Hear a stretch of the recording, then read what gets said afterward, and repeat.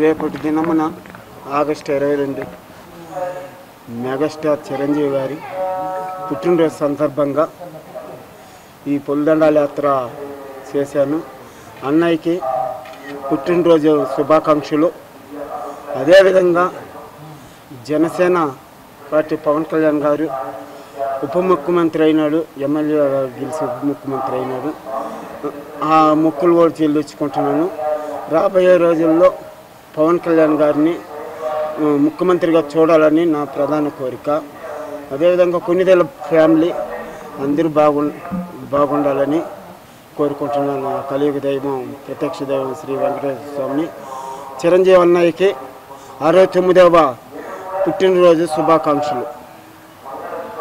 ఆరోగ్యాలతో ఐశ్వర్యాలతో వెదజల్లాలని, అన్నయ్య కూడా ఒక ఎవరెస్ట్ శిఖరం మాతో పై పదవులు రావాలని నేను కూడా కోరుకుంటున్నాను.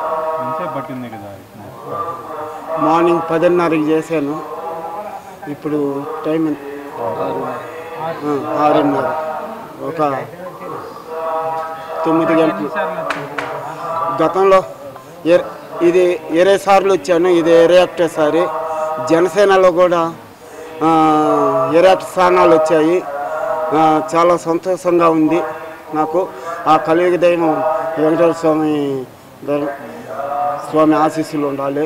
అదేవిధంగా జపాలి హనుమాన్ జయంతి రోజు పవన్ కళ్యాణ్ గారు భారీ మెజార్టీతో గెలవాలని మొక్కున్నాను. అదేవిధంగా గెలిచారు. కూటమి ప్రభుత్వం ఏర్పడాలి, ఎన్డీఏ ప్రభుత్వం ఏర్పడాలి అనుకున్నాను. అది ఆ ఆంజనేయ స్వామి కోరిక తీర్చారు. ఈరోజు కూడా ఆ మొక్కులు కూడా చెల్లించుకుంటున్నాను. ఇదే చివరిసారి నేను చేయబోయేది, ఇదే చివరిసారి. ఎందుకంటే 21 సంవత్సరాలుగా చేస్తున్నాను మెగా ఫ్యామిలీ పైన. దానివల్ల ఇదే చివరిసారి.